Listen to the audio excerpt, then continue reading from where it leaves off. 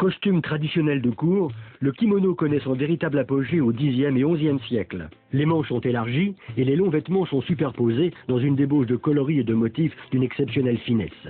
Parmi les poncifs, ou kamigata, sur lesquels sont piqués les dessins reproduits ensuite sur le tissu, on distingue ceux appelés Issei Katagami, du nom de la région d'Issei, apparue à l'époque d'Edo, avec la mode des petits motifs. Les artisans graveurs de ces poncifs utilisent des techniques très diverses afin d'obtenir des figures extrêmement complexes, puis l'artisan teinturier à son tour teint l'étoffe avec une application extrême pour ne pas écraser les motifs. Katazome, formé de kata, forme, et some, teinture, résume cette technique ancestrale particulièrement minutieuse. Né en Chine, l'art du lac joue au Japon un rôle essentiel depuis le 7e siècle et il continue, encore aujourd'hui, de produire des œuvres remarquables. Appliqués sur des supports parfaitement préparés, aussi divers que le bois, la poterie, le tissu ou le cuir, les fines couches de lac superposées auront longuement séché avant de recevoir les motifs décoratifs, peints ou gravés, et parfois rehaussés d'or. Ces bols, destinés au riz, à la soupe et aux légumes, sont fabriqués selon la technique Wajima, réputée pour sa finesse et sa robustesse, et pratiquée dans la région du même nom.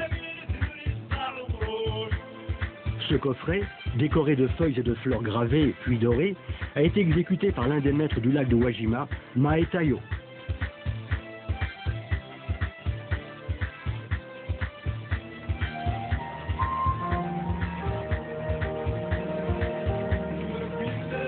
À l'automne, les rivières de la côte pacifique de l'Amérique du Nord regorgent de saumons sockeye. Ils sont des milliers à remonter les cours d'eau pour aller frayer dans le lac où ils sont nés. C'est en effet en eau douce que les saumons commencent leur vie.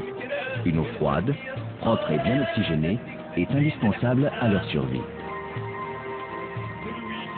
Mais peu après leur éclosion, ils se laissent porter par le courant pour gagner l'océan.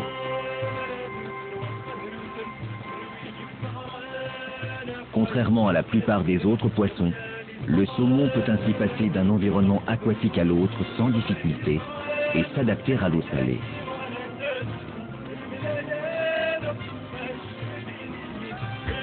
Les saumons sockeye du Pacifique passent plusieurs années au large, puis se dirigent vers les cours d'eau afin de se reproduire.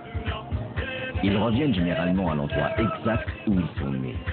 On pense que cette étonnante faculté d'orientation à travers les eaux océaniques se fonde sur la perception du champ magnétique terrestre. C'est ensuite leur odorat très développé qui les guiderait vers le bon cours d'eau, puis le bon lac.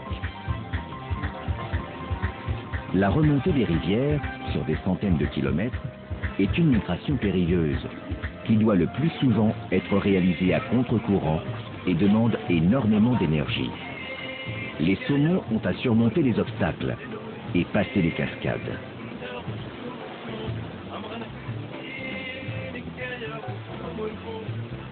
Ils doivent également faire face à la convoitise de nombreux prédateurs.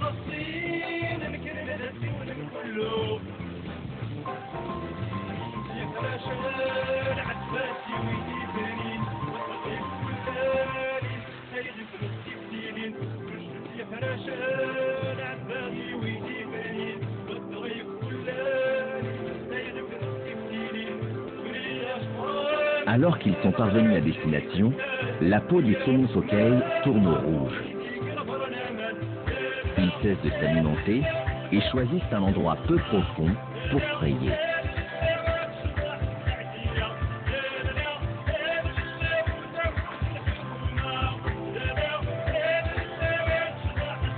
Les femelles creusent un nid dans les graviers, tandis que les mâles montent la garde. Une femelle peut déposer plus de 3000 œufs en une seule ponte, que le mâle protège tant qu'il est en vie. Épuisés et affamés, les mâles, comme les femelles, meurent en effet peu de temps après le frai.